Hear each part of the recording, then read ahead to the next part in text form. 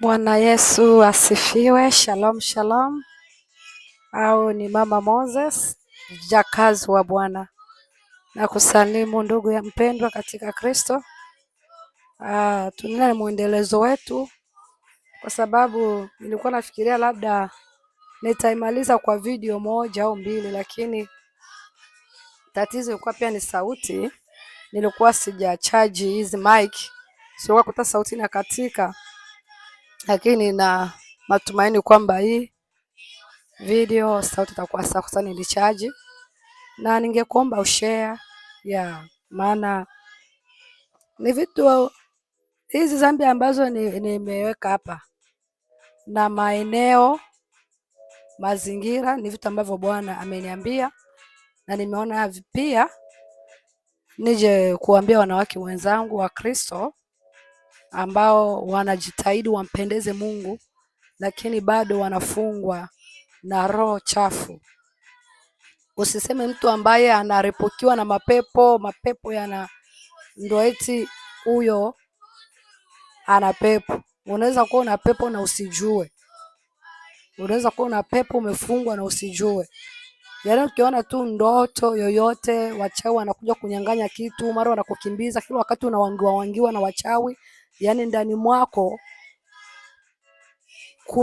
kuna mahali ambako unakosea, ambako inakufanya wachawi wanakuvamia. Ni milango iko wazi kwako. Kuna dhambi ambayo inasababisha kila wakati wachawi mara wanakuja, unakuta wachawi wanakunyang'anya watoto. Ukikuwa mjamzito, mchawi anakuja kukunyang'anya mtoto.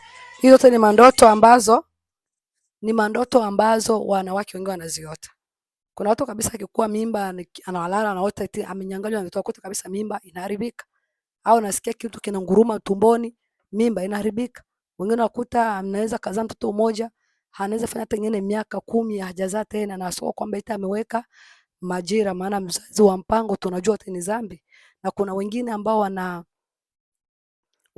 wanafanya uzazi wa mpango wa kalenda yao kuhesabu siku zao, ile nayo ni dhambi. Ni vitu ambavyo havimpendezi Bwana. Haleluya. Mungu akikupa uzao kwa nyamba unatumia kalenda, ujue Mungu anakuona na hasira ya Bwana inaweza kawaka kwako kwa ukali sana. Bwana Yesu aturehemu.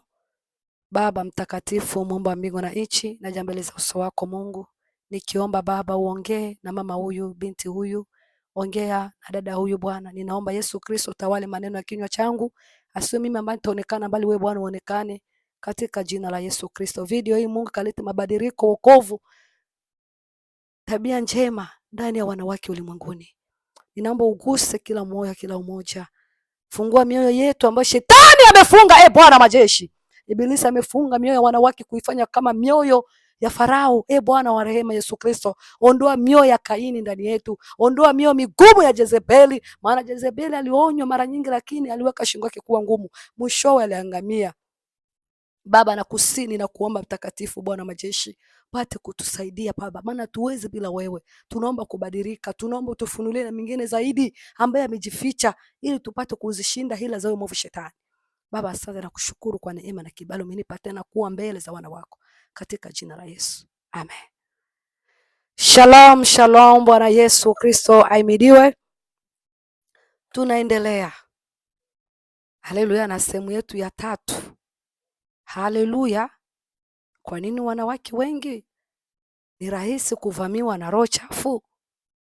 Haleluya. Kwa nini wanawake wanavamiwa sana na mapepo? Tunaendelea na mwendelezo wa bini hii, Mungu akisaidia itakuwa ya mwisho.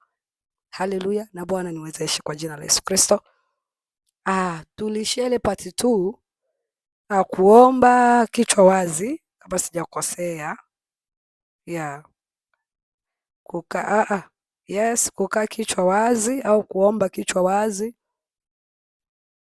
Hiyo nilikuwa nishaiongelea, ilikuwa kulala bila kuomba. Kulala bila kuomba. Nadhani niliongelea part 2 na nilikuwa na situ wanawake wenzangu tu tunajitahidi kuomba. Unapokwenda kulala hakikisha unasali, unamuomba Mungu ulinzi wa Bwana. Maana Bwana amesema ombeni nanyi mtapewa. Usipoomba, yani unamaanisha kwamba unajitegemea, hauhitaji msaada wa Mungu. Haleluya, Bwana Yesu atusaidie. Usipoomba unamaanisha kwamba wewe ulinzi wako unapofunga nyumba yako unaona inatosha. Usilale bila kuomba, usilale. Adui anakutafuta dada, usilale. Mapepo yanakutafuta mama, usilale. Usilale bila kuomba, usilale.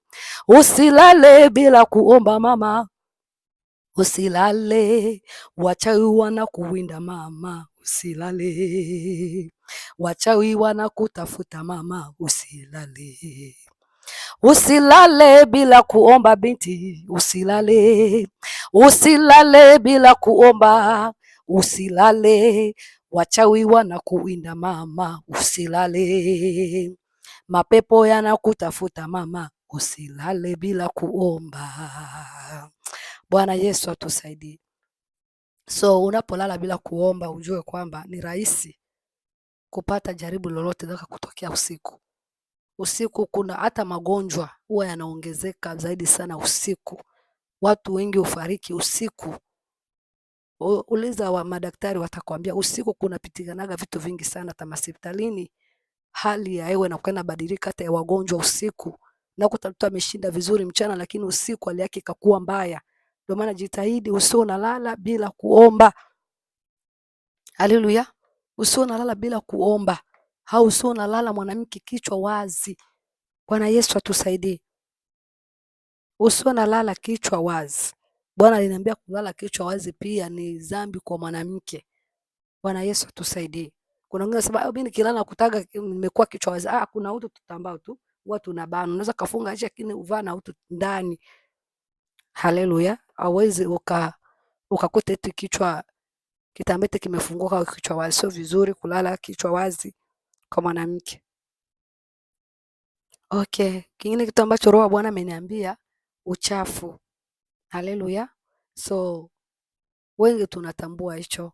Wanawake wengi utakuta kama wale wazazi ambao bado wamejifungua. Wengi shetani huwa wanawaiba zamu. Unakuta kichenji mtoto diaper, anachukua zile diaper anaficha uvunguni au anatupa ovyo ovyo. Bwana Yesu atuonee huruma sana.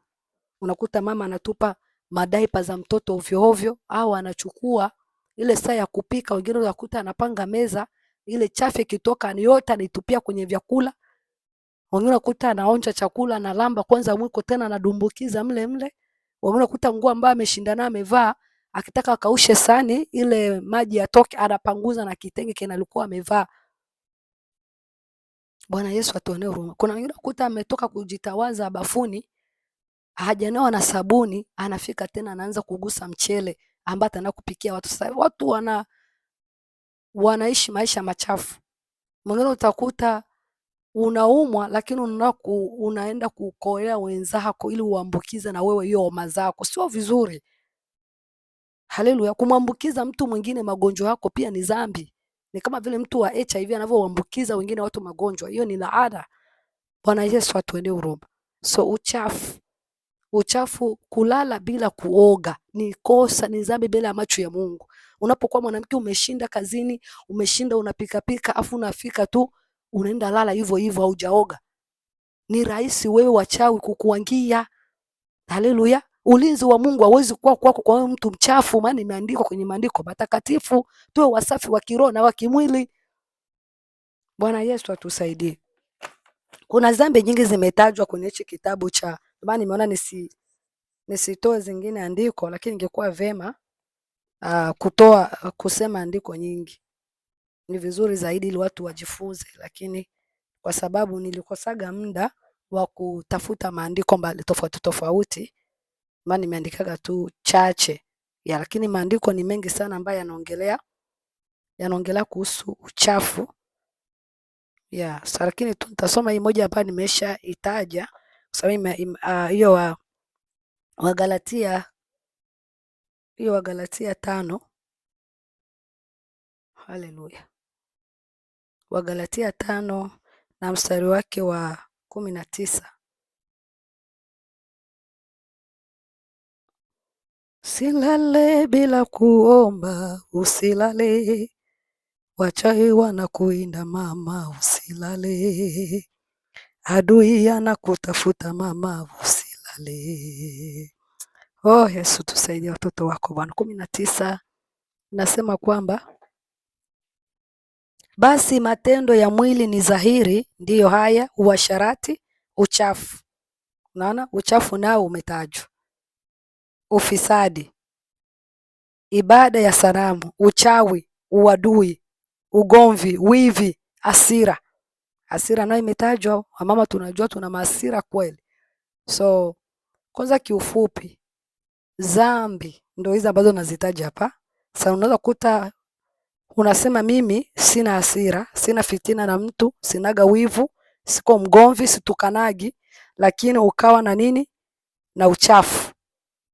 So uchafu huwa unafungua milango ya mapepo. Haleluya. Ndio maana ukiona mtu kama ana pepo mara nyingi hapendagi kuoga mpaka asukumwe, azalimishwe. Kuna pepo ambazo zinasukumaga mtu kuoga na kuna zingine utakuta anaweza kuwa ananuka lakini hapendi kuoga. Kuna wanawake utakuta kabisa ananuka kikwapa mpaka unamwambia hivi, haunagi hata madodo kwenye sokoni au anajipaka, unakuta makwapa yanatoa harufu. Sio kwamba eti ni ile wale wa kuroga. Juu kuna wengine wametupiwa hewa chafu mwilini, ile hewa inanuka. Kuna ambao wametupiwa kabisa mapepo, majini. Unakuta ukikaa karibu yake hata ametoka kuoga sasa hivi unamsikia tu ananuka. Hiyo sasa ni ugonjwa, ni mtu ambaye anahitaji maombi. Lakini kuna huyu ambaye yeye akioga hanuki kabisa, yuko vizuri, lakini tu uvivu wa kuoga unakuta ananuka. Unakuta kabisa, mimi nishakaa na mtu unakuta ananuka, lakini unashindwa kumwambia juu, kimwambia ni mwenye hasira ataanza kukufokea hapa mpaka utashangaa. So na watu ambao waogagi, kuoga kwao shida, anatoka kazini anaanza kutembea kwenye watu, anaenda lala hivyo hivyo, mara nyingi huwa wanachezewa sana na wachawi. Hata kuomba tu unakuta anasikia uvivu, mara anguke, mara asimame. Uchafu ni kitu kibaya sana kwa mwanamke Mkristo. Unapokuwa mchafu, ule malaika ambaye anakuchungaga hawezi akakusogelea. So ni rahisi wewe kuingiwa na roho chafu ndani ya mwili wako, maana mapepo yanatangatanga. Pepo iko ni kitu cha kiroho, kiko sehemu zote. So muda wote pepo inaweza kuingia wakati unaishi maisha machafu. Hata ndani ya nyumba yako unapokuwa huko mwanamke msafi wa kusafi. Kuna wengine ni wasafi wa mili yao, lakini nyumba inanuka uchafu, nyumba vimanguo viko huko, hapangilii manguo yake kwenye order. Bwana Yesu atusaidie. Unakuta hata hizi mavazi zake za huduma, unakuta ni mwimbaji lakini nguo imejifinya finya, hajui hata kupiga nguo yake pasi. Bwana Yesu atuonee huruma sana ndugu zangu, wanawake wenzangu. Sio kwamba mpaka nikutajie hivi vitu ambavyo nakutajia hapa. Maana dhambi si ndio inafungua milango ya mapepo? Lakini ulikuwa hujui kama dhambi pia ni uchafu, kama pia ni dhambi. Wengi hawajuagi hivi. So kuwa mchafu ni dhambi. Haleluya. Wananitukana mimi niko mchafu? Hapana, wewe ni mtenda dhambi. Uchafu ni dhambi, na hivi tu watu wengi wao waamini ukweli. Na wao waamini kama uchafu ni dhambi. Hauwezi kusikia mhubiri anakwambia eti mtu kuwa uchafu ni dhambi. Kuna watu hawataurithi ufalme wa mbingu kwa sababu ni ya uchafu wa mavazi zao, wa mwili wao na ndani pia. Bwana Yesu atusaidie mama. So hii ni vitu ambavyo mimi Bwana mwenyewe Yesu Kristo kwa anachukua anaanza taja. Haleluya. Mimi nilikuwa najua tu mtu akikuwa mchafu ni malaika wa Bwana huwa hawakuagi hapo, kwa sababu kitu ambacho mama alitufundishaga mapema akiwa watoto, mkilalisha nyumba na uchafu wa malaika wanakimbiaga. So nilikuwa najua, lakini nilikuwa sijui kama uchafu unaweza kumfanya mtu kuingiwa na pepo. Bwana Yesu atusaidie. So Bwana alisema eti uchafu, wanawake wengi wanapagawa na mapepo pia, au wanaingiliwa na vitu ndani ya miili yao, au kuota mandoto machafu kwa sababu ya uchafu wao, kutokuwa wasafi. Na sote wasafi kwanza, unaweza kukuta kiroho uko safi, una roho safi, unasaidia watu, wajane, mayatima, lakini wewe ni mchafu. Hiyo nani dhambi. Kuna wanawake hawataurithi ufalme wa mbingu kwa sababu ya uchafu. Si limeandikwa hapa? Mungu wa rehema Yesu Kristo.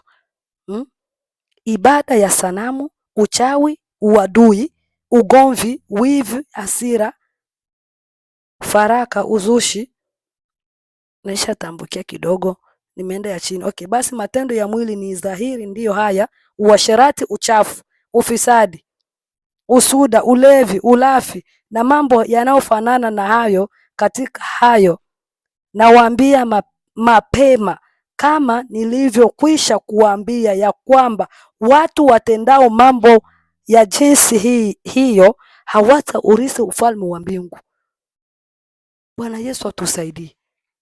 Uchafu, mtu yoyote mchafu hawezi akaurithi ufalme wa mbingu, ni Biblia. Sasa uchafu, ndugu zangu, mwanamke mwenzangu, unakusababisha wewe uandamwe na hizo roho chafu. Na kuna wengine mumefungwa, hausikiagi vitu vinakutembea mwilini, haugonjwi, uko zako vizuri, unakula vizuri, lakini kwenye ulimwengu wa roho umefungwa. Ndio maana uotagi ndoto, ukiota ndoto unasahau, au mwingine utakuta unaotaga kweli, lakini ndoto zako zinaonesha mara unapika manyoka, unapikiaga watu, au unarukaga kwenye ulimwengu wa roho, kuta unaruka, sio ile kupaa ile ya Bwana na kukimbiza usibano na watu wabaya. Unajikuta kwa kwenye ungo, au unafundishwa uchawi, au unajikuta kwenye ndoto kila wakati wewe uko sokoni, au unaongeongea na watu ambao washaga kufa, unaona wazazi wako ambao washaga kufa, au ndugu yako au shangazi yako. Yani wewe ni mtu wa kutota vitu, utajua tu umefungwa. Bwana Yesu atusaidie. Kuna kufungwa aina nyingi. Kuna mtu anaweza kuwa amefungwa na asione kama yuko porini, aonagi hivi, aotagi hata. Yeye ndio ni kufungwa. Mtu si wa kuota ndoto unasahau, yao ni kufungwa. Bwana Yesu atusaidie sana. Unaota ndoto baada ya mwaka mmoja, unaota kandoto kamoja au kumwezi ndoto moja, hiyo ni kufungwa kiroho. Haleluya. Sasa Bwana apate kutusaidia tuwe wasafi. Mimi na wewe tujitahidi kuwa wasafi ndani ya nyumba zetu. Siwezi, yani bora nilale nyuma. Sasa hivi hapa kwetu ni saa 7 ya usiku. Saa 7 ya usiku, lakini nimeona ni rekodi video sababu ni kufikia mwanamke mwenza, kwa sana kupenda sana, sipendi uangamie. Lengo kubwa mimi na wewe tuishi maisha kumpendeza Mungu, na pia miili yetu ina amani. Tusio tunamtumikia Mungu na huko tunalia magonjwa. Tusio tunamtumikia Mungu na tuko wadhaifu. Mara nyingi manunguniko yanafanyaga mtu anashindwa kumtumikia Mungu kwa furaha. Na ndio maana nakuja kufunulia siri hizi. Yamkini unaziona, lakini ulikuwa unapuzia. Sasa amka, utoke katika usingizi, toka katika uzembe. Unakuta binti anaweza kuwa kwenye damu, lakini anakaa na hicho na ile yake pad masaa anashindwa kubadilisha, neno kwani masaa 4 tu unabadilisha. Kwa sababu unapokuwa unakaa na ile cortex kwa muda mrefu, inaanza kunuka harufu, nasumbua watu na harufu. Na kuna wengine tena inaletaga magonjwa, kwa sababu damu inakuja na kukutana na ile damu ya zamani, inaletaga magonjwa. Unajua kuna watu walikuwa wanachukua ile mapadi ambayo imetoka ya kuchomeka huko ndani huko. Sasa kumbe bahati mbaya inaendelea kujifinya, damu ile ikukua natoka. Mpaka dada walikutaga imeanza kuharibu vitu, inaweza kuunguza vitu ndani, hiyo dada alifariki. Ndio maana muwe makini sana na haya mapadi cortex nyingine yao sio mazuri kwa afya yetu. Na inabidi kubadilisha baada ya masaa 4, badilisha. Ukikana masaa 8 au siku nzima inaletaga magonjwa mbeleni. So utakuwa unafanya hivyo, na kama saa 8 unakaa na padi moja ubadilishi, lakini mbeleni hali yako itakuwa mbaya isiyokuwa ya kawaida. Utajiletea magonjwa mabaya sana kwenye kizazi. Na unakuta wengine wanapata kivimbe kwenye ndani ya tumbo, ndani ya uzazi. Kwa sababu kutokuwa makini na mambo madogo madogo haya. Usafi ni kitu kikubwa sana. Unapokuwa kwenye damu, hakikisha umekuwa msafi, na kabla kupakulia tu chakula au kugusa kitu chochote, hakikisha umenawa mikono. Wanawake wengi tuko wachafu. Tunalisha watoto wetu uchafu, waume zetu uchafu. Bwana Yesu atuonee huruma. Bwana atuonee huruma. Utakuta kikombe kimekunywa maji, tena unaenda haujakisafisha, unaenda kumpea mtu mwingine maji kwa hicho kikombe ambacho ushatumia bila hata kukiosha. Tuache hizo tabia mbaya. Hizo ni tabia mbaya, tabia za ibilisi. Kuna mama mwingine akuta yeye anakunywa kijuice. Anakunywa, anaacha kipande, ananyusha mtoto. No, huu ni uchafu, unalisha mtoto wako uchafu. Bwana Yesu atusaidie. Maji unakunywa, unaacha unanyusha mtoto wako pia, hapana. Roho wa Bwana Mtakatifu ni msafi, Mungu ni msafi kuliko maelezo. Hauwezi ona Bwana anaruhusu watu wachangie kikombe kimoja tu, huyu anakunywa, mwingine anakunywa, mwingine anakunywa. No. Bwana wetu Yesu Kristo ni Mungu wa utaratibu. Tuna baba yetu msafi, ndio maana mbinguni kumejengwa glory mele glory. Haleluya, baba yangu wa rehema. Yesu rehemu wa mama, rehemu wa mama Bwana.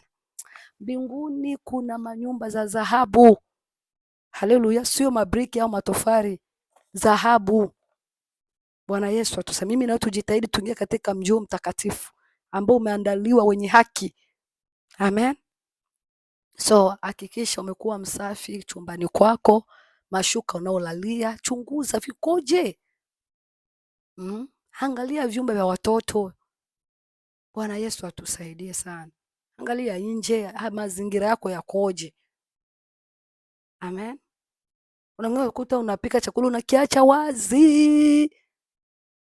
Alafu tena unakuja kukichemsha mnakula. Chakula ambacho kimeshinda wazi masaa na masaa. Huruma sana. Kitu kingine ambacho Bwana ameniambia, tabia mbaya. Tabia mbaya nadhani ni ambayo nimetaja hapa, ufisadi, uchoyo.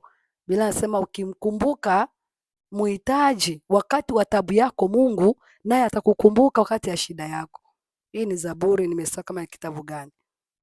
Haleluya. So uchoyo ni tabia mbaya, kiburi ni tabia mbaya, dharau, uongo, hizo zote ni tabia mbaya. Kudharau wengine, kuona wengine wafai, hasira, kutokusamehe, vyote ni vitabia vibaya. So tabia mbaya, kutukana watu. Tabia mbaya pia eti ni mojawapo ya milango ya kuzimu kuja kwako. So unapokuwa na tabia mbaya, hauwezi ukaona ufalme wa mbingu. So tujitahidi tuwe na tabia njema, adabu, pole, unyenyekevu, heshima. Haleluya. So nadhani tunajua ya tabia mbaya. Na kuna ndege anajua tabia mbaya, mtoto tabia mbaya atamuona Mungu. Hiyo siwezi kaiongelea sana kwa sababu tunaielewa vizuri sana. Kusomewa dua. Kama uliwahi kwenda kwa wafumu ukasomewa dua. Dua, zile dua zile za Kiislamu huwa wanaomba kwa majini ili yawape nguvu ya wajibu mahitaji yao. So unapokuwa mtu ambaye unasomewa dua, hapana dua eti ya maombi, unasomewa kwenye Qur'ani. Na maana unaonaga Waislamu wote wana mapepo kwa sababu yale maneno yao yanakuwa yanaita yale majini. Wanaamini majini eti pia ni viumbe ambavyo viliumbwa na Mungu na ni kweli, lakini wanaamini eti navyo vinaweza vikamlinda mtu. Hapo ndio kwenye wamepotoka. Na ni vingine vingi tu ambao wamepotoka.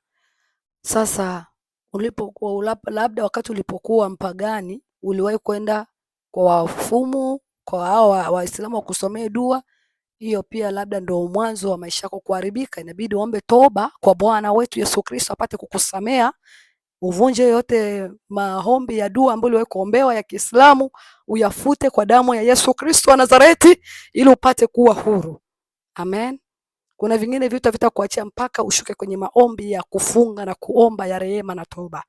Bwana Yesu atusaidie na kufanya maungamo ya wazi. Amen. Jambo lingine, acha kuandika kama niwahi kuandika andiko hili.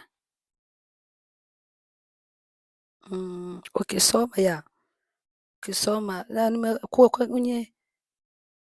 kwenye mambo ya mapambo, ilikuwa ni Wafalme wa Pili 9:30. Nilisema tu Wafalme, lakini sikusema wafalme gani, Wafalme wa Pili. Kama Kutoka 23. Kutoka 23 inasemaje hapo, tuisome kwa jina la Yesu Kristo. Haleluya.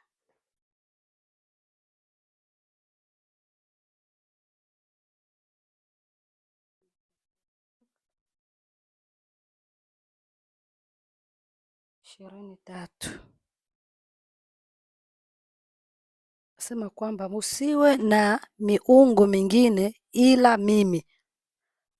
Msijifanyie sanamu ya kuchonga wala mfano wa kitu chochote kilicho juu mbinguni wala kilicho chini duniani wala kilicho majini chini ya dunia.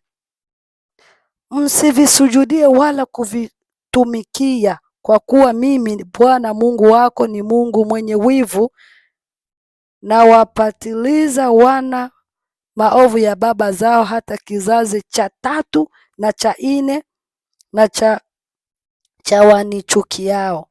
Haleluya. Nilisoma hiyo andiko kwa sababu ya hapo kusomewa dua. So imani tofauti ambayo muamini Yesu Kristo, hizo ni ibada za sanamu, hata kama waweki sanamu, kama wale ambao pia mnaoomba sala ya Maria, Mama Maria nini, hiyo nao pia ni sala ya kipepo. Mungu apendezwe na hiyo sala.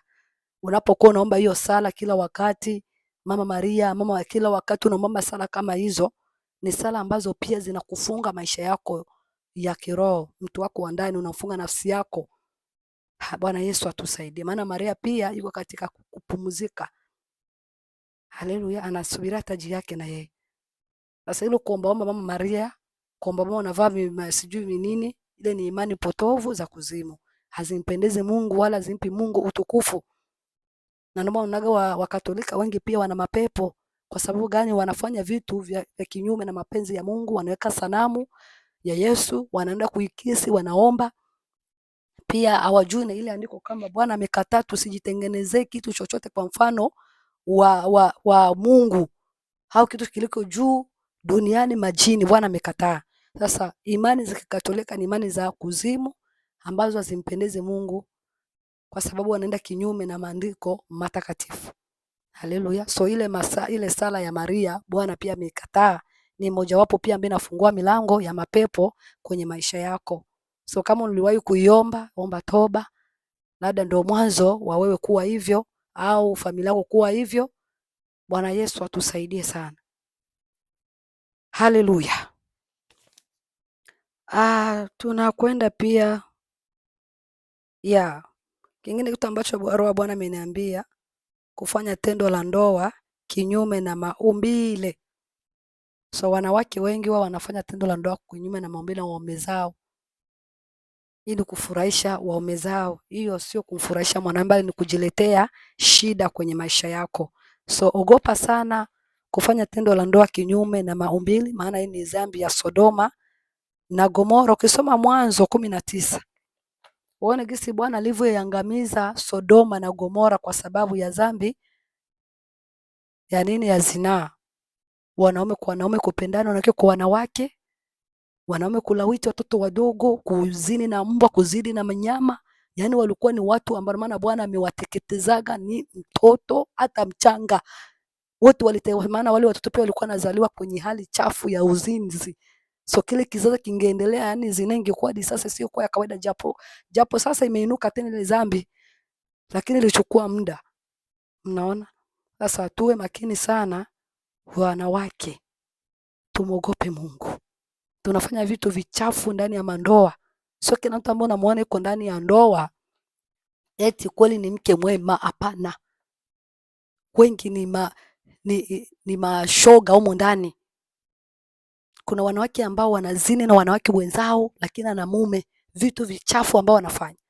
Bwana Yesu atuonee huruma. So nakusii mwanamke ambao uko ndani ya ndoa, ambao unafanya tendo la ndoa kinyume na maumbile, ghadhabu iko juu yako usipotubu.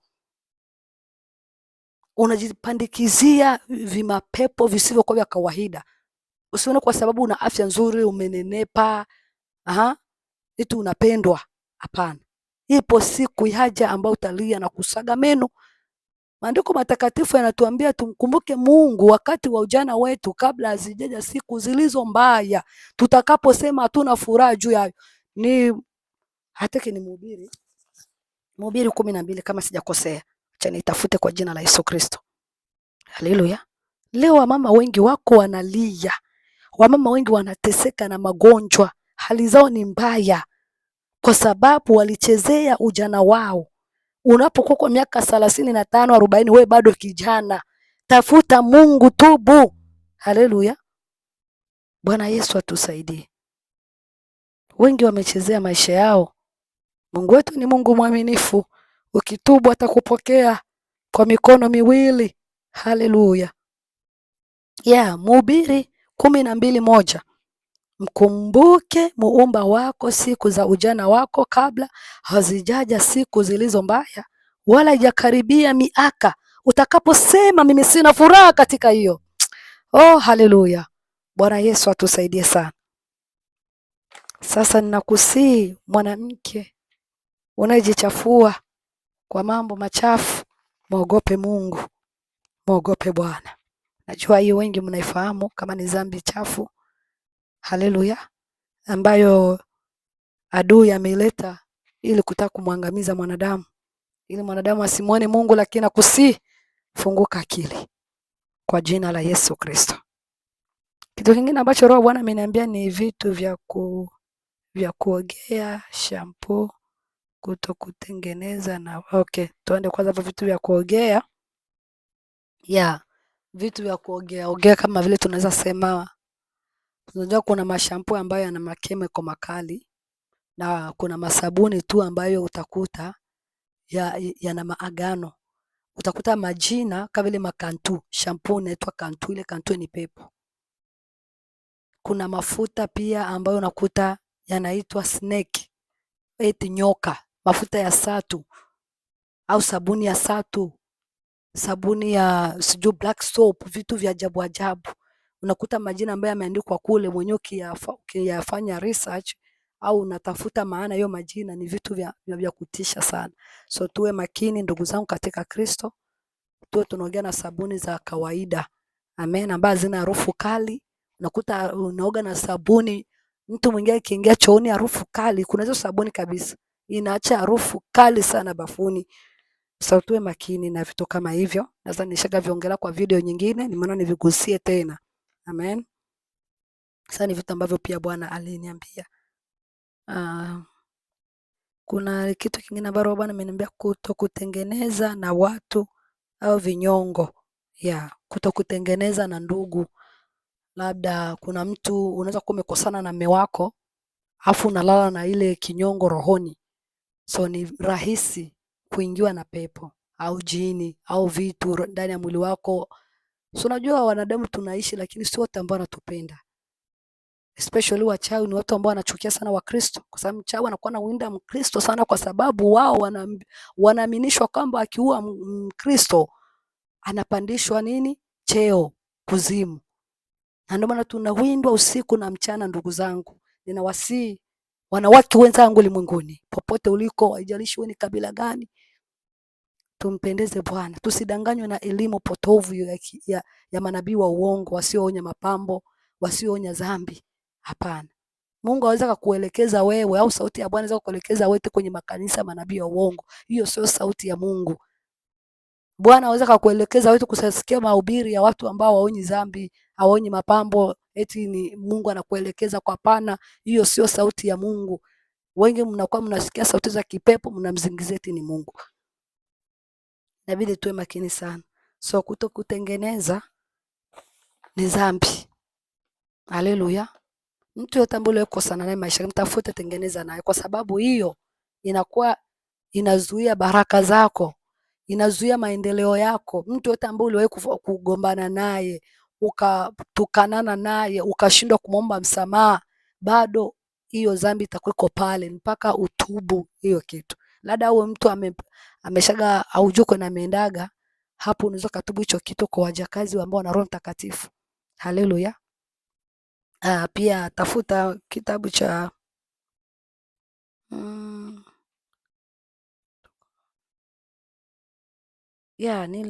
ni kitabu gani ambacho ni kuomba.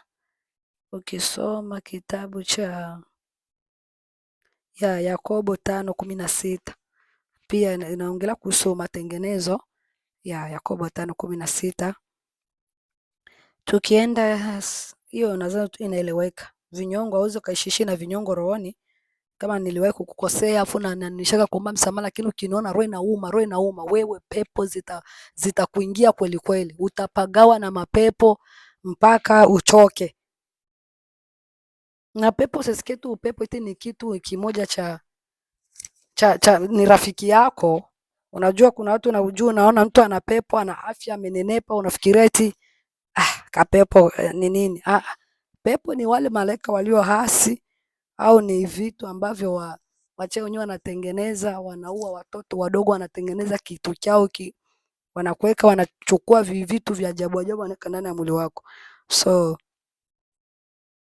ndio maana usione kama tu ni kitu ka kawaida ukapuuzia. Nimeona kwanza niwaonyeshe tu kidogo hapa. Naona hayo ni mapepo ambayo utakuta kuna baadhi, na ndio maana Mungu alionaga simple kila mtu macho ya rohoni. Ukikutana na kitu kama hivyo na kama miguu juu miguu chini, sasa kitu kama kiko ndani ya mwili wako kweli utakuwaje? Hali yako itakuwaje? Sasa Bwana Yesu atusaidie. So mapepo sio vitu eti vya wewe kuchekelea. Unaona? Sasa unapojikuta kabisa kuna vitu unaona kwenye ndoto visivyokuwa sawa, anza kutafuta maombi. Amen. Anza kutafuta maombi na umuulize Mungu ni wapi ambapo nilimkosea Bwana, ukatubu ili usirudie mabaya tena. Na naendelea kutaja vitu ili uepukane navyo. Kwa sababu ukishinda hivyo, ukiepukana na yote mambo ambayo anataja hapa, hakuna pepo inaweza kukusogelea. Pepo itakuwa inakukimbia. Utakuwa umeubeba moto wa Bwana. Wachawi watakuwa wanakukimbia. Ukifika wachawi wanatetemeka. Umebeba utukufu wa Bwana umekuzunguka. Haleluya. Hatuna na ile mamlaka na zile nguvu na ule utukufu wa moto wa Bwana kwa sababu ya dhambi. Bwana Yesu atusaidie. Baba, ona watoto wako huruma Yesu. Haleluya, ona wana wako huruma Mungu wa rehema. Majina ya kipepo. Ukisoma Samueli wa kwanza 25 na mstari wake wa 25. Acha niitafute, tunasoma kwa jina la Yesu Kristo. Kwa sababu wengi utakuta anapanga mtoto wake jina Masumbuko. Anapanga mtoto wake Tausi. Kuna wazazi wanapanga watoto wao Sikitu. Kuna wazazi ambao wanapanga watoto wao Mazainabu, majina ya mapepo. Wanapanga majina watoto wao majina ya majini na kama ya sita. Unakuta tafsiri ya hizo majina inamaanisha jini au pepo. Unaona? Sasa vitu vya miungu nyingine inamaanisha miungu. Ndio maana kutaka roho wa Bwana, mtu akiokoka unapewa jina jipya kama ile jina lako ilikuwa mbaya. Sasa Bwana ameniambia kwamba majina ya kipepo, ndio maana sio rahisi uone mtu anaitwa Yasinta akose pepo. Ni wachache sana. Wote ambao wanai majina ya Mazainabu, Fatuma hawakosage kuwa na pepo au tabia zimoja mbaya ndani yao.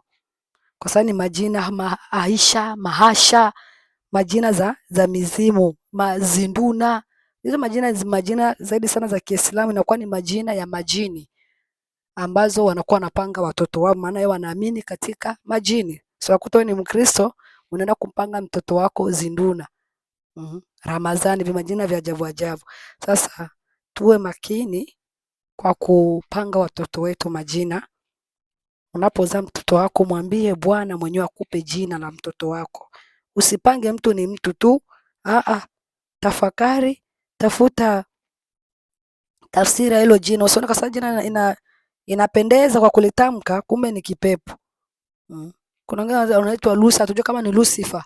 Sasa tuwe makini sana na kupanga watoto vimajina vya ajabu ajabu. Unakuta mtoto anaishi maisha yake yote anateseka, kumbe ni kwa sababu la jina ambalo amebeba, kwa sababu jina ndio mtu. Sasa wakini wahubiri wengine hawajui hivyo. Anakuambia hapana, hata mtu jina lake ni Muhammad akishaokoka amekuwa kiumbe kipya. No, jina bado yuko nalo mpaka ling'oe. Haleluya, mpaka ng'oe hilo jina. Hapa inasema Samueli wa kwanza 25 na mstari wa 25 nasema kwamba ni wakati Abigail alikuwa anamsihi mfalme Daudi amsamee mume wake.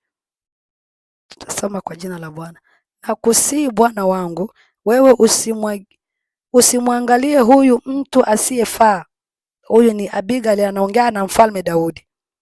Yaani Nabali, kwa maana kama lilivyo jina lake ndivyo alivyo yeye. Jina lake ndilo Nabali na upumbavu anao. Lakini mimi mjakazi wako sikuwaona hao vijana wa bwana wangu aliowatuma. Unaona, yani Nabali maana yake ilikuwa mpumbavu, na ni kweli alikuwa eti na upumbavu kweli kweli. So nagisi jina lilivyo na nguvu. So jina lina nguvu sana kwa maisha yetu wapendwa katika Bwana. Ndio maana kusii, unapompanga mtoto jina, fikiria kabla ya kuanika mtoto wako jina lolote. Amen. Nadhani hiyo inaeleweka na wengi wanaifahamu. Ibada za kinyume na neno la Mungu, yote tunaijua. So usipomwabudu Yesu Kristo unatafuta nini? Unajua kuna watu wengi waliwahi kwenda kwenye maibada za manabii wa uongo, na wengi wakakuta utukufu wa Mungu umeondokea. Unakuta hamu ya ibada imekawatoka, hamu ya maombi ikawatoka. So kuna watu wanaweka tu Biblia tu kutishia watu waone kama nao wanatumia ili neno la Mungu, lakini hawalisomi. Na utakuta makanisa manabii wa uongo wanaalika wasanii, wanalikalika watu wa ajabu ajabu kwa sababu hawana hofu ya Mungu. So angalisho sana na maibada ambazo unakuwa na shiriki zilizo kinyume na mapenzi ya Mungu. Maana unaposhiriki kwenye hizo ibada ni rahisi wewe kushikwa na maroho machafu, kwa sababu Bwana huwa changamani na giza. Mungu wetu ni Mungu wa nuruni. Unapojiingiza kwenye ibada za kishetani, Bwana hawezi kuwa pamoja na wewe hapo kama hajakutuma. Labda awe ni yeye amekutuma, ana jambo anataka kuonya hilo kanisa, lakini unapoenda mwenyewe ujue hapo hali yako haitakuwa nzuri. Ndio maana utakuta wengi wanalalamika kabisa. Mimi naongeaga na wanawake tofauti tofauti wa Kenya, ambako Tanzania, Kongo, Uganda, Malawi, ambao wako Mozambike, sehemu mbalimbali ambao wanaongea Kiswahili. Wengi wao utakuta nakwambia, zamani nilikuwa ninaona sana, nilikuwa ninaomba, nilikuwa nafunga sana, lakini nilipoanza kushiriki kwenye vyumba vya maombi au kwenye makanisa watumishi ambao hawaonyi dhambi, wakaanza kujikuta nao wamepungukiwa, wengine mpaka wakaanguka kabisa. Bwana Yesu apate kutusaidia. So inabidi uwe makini. Haleluya. Kitu kingine ambacho Roho Bwana ameniambia, kupanda mti. Bwana Yesu sasa hivi nilishangaza kupanda kumti, lakini nakuja kujua wow, kweli kuna miti ambayo sio ya Bwana, ambayo imeoteshwa na wachawi. Unakuta kuna mti kwenye mji, kijiji fulani, huyo mti unakuta kila mtu analalamika, ukikuwa usiku kuna liaga ndege za ajabu. Sasa najua kwa mtu mzima, mama mzima hawezi kupanda kwenye mti, lakini tu Roho Bwana amenifunulia hivyo eti kupanda kwenye, kuna sio kila mti ambao unaweza kwenda kupanda eti unaenda kupanda tu unaenda kuchukua kitu fulani. Sasa lazima tu tunachunguza. Na mimi nishawahi kufunuliwa kwenye mti fulani wachawi walikuwa wanaingia humo. So sehemu zingine ambao wachawi wanapenda sana kujificha ni kwenye miti. Na ndio maana unakutaga watumishi wa Mungu ambao wana macho ya kiroho, wanapokuwa wanafanya mkutano unakuta wanafunuliwa huyu mti ni mlango au sehemu ya wachawi. Huyu mti unakuwa unatupa hewa mbaya kwa watu, kufanya watu wawe wanalala, wasio wanaomba. Unakuta mji umetawaliwa sana na nguvu za giza kwa sababu ya mti fulani, lakini uking'olewa watu wanakuwa sawa. Sasa hivi ni vitu vingine vya kiroho, siwezi kukupa andiko, lakini Mungu atusaidie. Amen. Nilikuja kuambia pia kuhusu kuoga usiku nje. Unakutaga zaidi sana hii itakuwa kwa watu ambao wako Afrika, ambao kwa maisha labda ya chini sana. Unaweza kukuta kuna ile mabafu ambayo yako nje ya nyumba yao. Sasa unakuta anaenda kuogea nje. Kuna zile mabafu za zamani. Sasa mtu anaenda kuogea bafuni kwa nje tena usiku, sio vizuri. Hakika kama umeona haikuwezekana, jipanguze basi tu kuliko kwenda kuoga eti usiku nje, ni vibaya. Mimi na ushuhuda wa mangu mzazi, aliwahi kuwekewa maji usiku nje, ile mabafu yale ya nje. Sasa lakini jua inakuwa iko wazi. Sasa kaingia mkuoga, lakini hapo ndo kulikujaga matatizo. Na hivi nilikuwa bado niko mtoto wa wiki tu 2. Mamangu akaingiliwa na hiyo hewa mbaya. Alafu kwa hiyo kujimiminia maji akasikia ndani ya mwili umeingia hewa mbaya sana. Na hiyo hewa ikaingia zaidi sana, ikalenga sana maziwa ili nisinyonye. Na ningekuta na picha hapa ningekuonesha nilizofika mtoto wa wiki 2 sinyonyi. Juu maziwa tayari mmeingia usaa. yaliharibika yote akageuka usa, akifinya hivi ni usa ndio unatoka. Bwana Yesu atusaidie. Naona nilikuwa sikumbuki hivi vitu, lakini Roho wa Bwana aliniambia ndo nikakumbuka. Ndo hivi sasa ndo nakumbuka, mama kupata shida wakati aliendaga kuoga usiku nje. Mama yangu alikuwa naomba toka zamani, lakini kwa sababu ameenda kuoga nje, sijui maji mlekiwaga nini, akapata hilo jaribu. So nilianza kunyonya eti tena baada ya mama kufanyizwa sasa operation. Ilitoka kitu karibia kia mwezi au miezi miwili, nateseka na hangaika, sinyonyi na kunywa maziwa ambayo mtoto hapashi kunywa. Haleluya. So tuwe makini. Kuna watu wengine waliendaga bafuni kuoga usiku, watu wakawakuta huyo mtu aishapoteza maisha. So kuna watu wanaenda chooni tena usiku waende kutumia choo wakakutwa wamefariki. So chooni ni milango mojawapo ya wachawi wanatumia sana. Kama una nguvu za Mungu, wengi wanakutoaga hali zao ni mbaya au wamepoteza maisha. Wengine wanaumwa. So tuwe makini, hata ile kutoka usiku nje tu unaenda kutumia choo. Yote hiyo ni vibaya kwa Mkristo. Haifai. Haleluya. Lakini kwa wale maisha ya chini utafanyaje? Omba Mungu sana kabla hujatoka nje. Haleluya. So hiyo ndo ambavyo najua ni vingi, lakini mimi hiyo ndo Bwana ameniambia, najua hapa nitakuwa nimekamilisha vile ambavyo Roho Bwana ameniambia, na vingine Mungu akiendelea kufunua taendelea zaidi kuja hapa na kuongea na wajakazi wa Bwana. Haleluya. Kwa sababu Wakristo wanahangaika sana na magonjwa, wengine mpaka wameamua wabadilishe madini, kuingia madini za Kiislamu, wengine kuingia madini za manabii wa uongo, vitu vya ajabu ajabu ambao wanaenda kukutana navyo kwa sababu tu apone, apate uponyaji. Lakini wanasahau kwamba tatizo ni yeye. Muulize kwanza Mungu ni wapi uko vizuri na Bwana ili apate kukufunulia. Unajua unaweza kuombea kimoja kitu sana, kumbe Mungu anahitaji ufanye jambo fulani ili upate kujibiwa. Haleluya. So Bwana akubariki na kushukuru kwa muda wako kwa kuangalia zote video kuanzia part 1, 2 hadi 3 ili ujifunze zaidi. Na ukiwa na yale ambayo Roho Bwana pia alikufunulia na wewe, comment hapo chini. Kama una swali uliza, mimi wanajitahidi kujibu. Amen. Baba, asante kwa upendo wako na kushukuru kwa neema hii ya kipekee.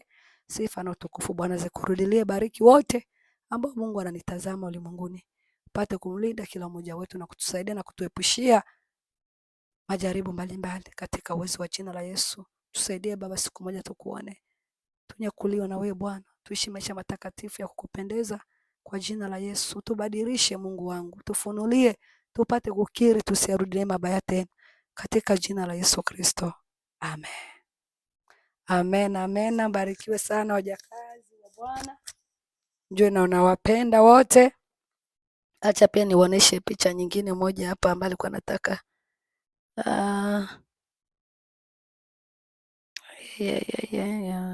No, it's not this one. Kwa nataka kuonesha manguo ya aibu.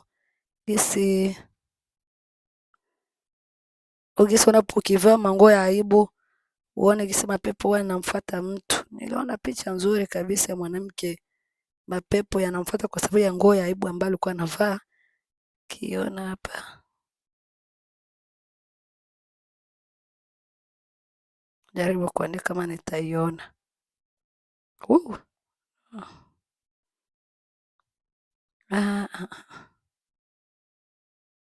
Naona haikuji. Nilikuwa nimeisha isave, useme simu ambayo nilikuwa nayo amechukua huyu mdogo wangu mwingine. Sambwana ni tani za tofauti. So tujitahidi sana ndugu zangu katika Bwana kuendelea kuishi maisha matakatifu. Barikiwa tena Bwana. Shalom, shalom. Amena.